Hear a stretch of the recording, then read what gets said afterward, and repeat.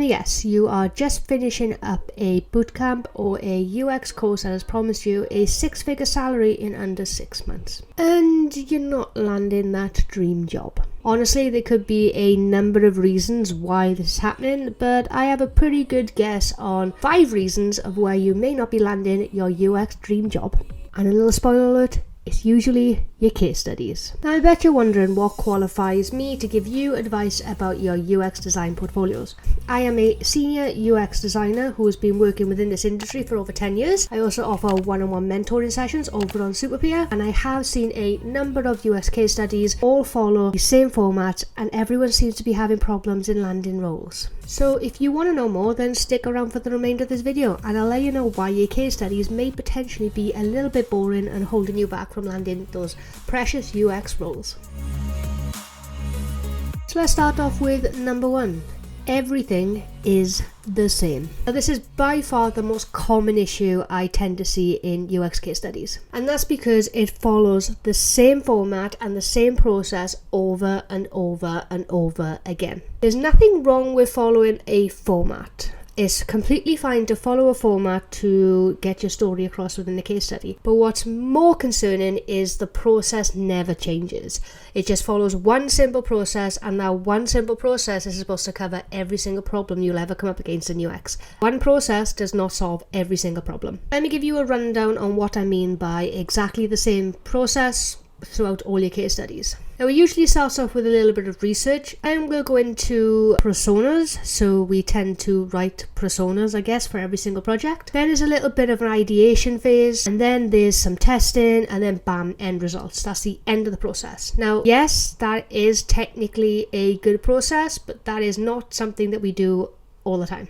Repeating this over and over and over is not UX. UX is solving problems, and following one single format is not going to solve every single problem you're going to come up against. A little bit of context for somebody who's worked in this industry for over 10 years. I have never written a user persona in my career. It's cool that you understand user personas, you know how to use user personas, but writing them for every single case study is not something that you're going to be doing throughout this career of yours. Point of a case study is to showcase all of your skills. And if you're only showcasing some skills, then you are not going to land that dream job. Now, there are multiple ways that you can solve problems, and maybe I'll do a video about that later on. Is that something that you want me to do? Then let me know in the comment. The next bit that I always see missing is proving your solution. Funny old thing about UX is all about success. Did you manage to solve a problem? Did you manage to create value? Now, if you're not proving that within your case studies, then you're kind of letting down the UX team here. We're all about providing value to users and overall business. And the main point here is, can you prove it?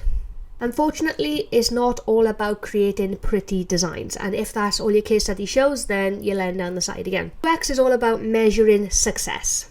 And at the end of your case study, you should be able to prove that the solution you provided did, in fact, create success either for the users or for the business. If you can measure that within success, then you're on a great track. If you can't, then you're not on such a great track. Another thing that's always missing is challenges. What challenges did you come up against, and how did you overcome that challenge? The UX industry is nowhere by far a perfect place, and is full of compromises somewhere along the line, whether that's compromising in design decisions, whether that's compromising in development build. There's always a compromise that we face every single day, or every single challenge that we may come up against. So please document those challenges. That will then prove to a business that you can compromise when there's a challenge. You do have alternative solutions, that you don't have one solution that fits everything. You can pivot and change ideas and solutions based on business outcomes or time frames. These are all things and challenges that we come up against, and you should be documenting these throughout your case studies. These are very, very, very, very important skills to have, and very, very, very, very important to document. Cool, got that? Lovely! Number 4 is designing with data. Now, data is the most powerful insight you'll get when working within the UX industry. There are a number of ways that you can obtain data and gain information. So using data, we define the problem and then work a solution around that problem, which is backed up by data. How many times am I going to say data in this video? Data is very important, or data if you're American. Now, this could be done by using an analytics software and tracking where drop-offs happen within the system. If you can see a pattern of a drop-off at a certain point, then you know that there's a problem around that part of the system, which means you're using data to back up that there's a problem at this area within the system. The point is that there are loads of ways to obtain data.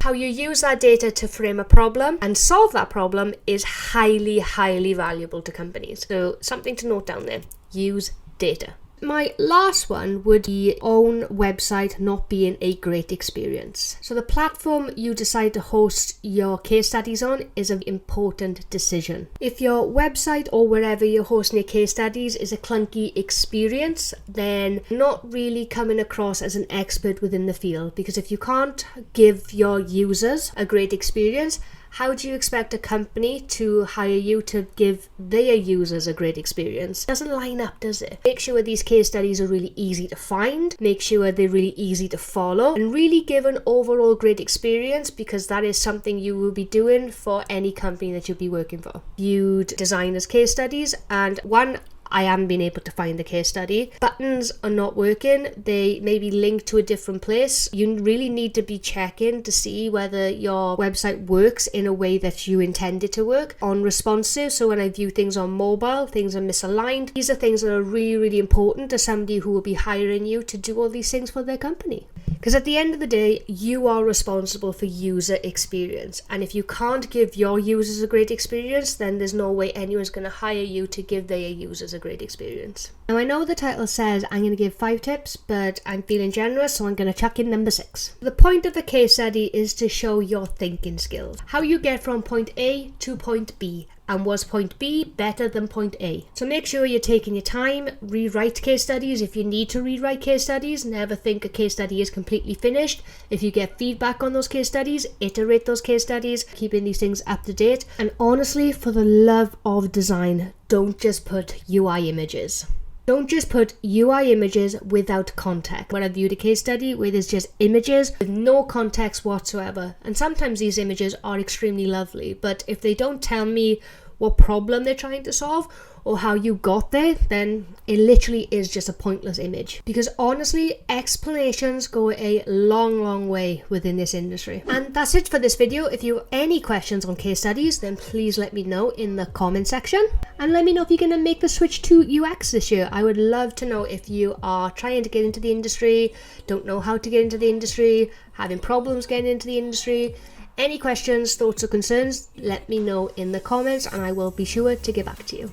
Also, if you didn't know already, I do offer one-on-one mentoring sessions over on Superpeer. So if that's something you're interested in, there's a link in the description below. And I also have a newsletter called Handover, which I send out US related content every single month. So if that's something you're interested in, then don't forget there's a link in the description below. And until next time, bye!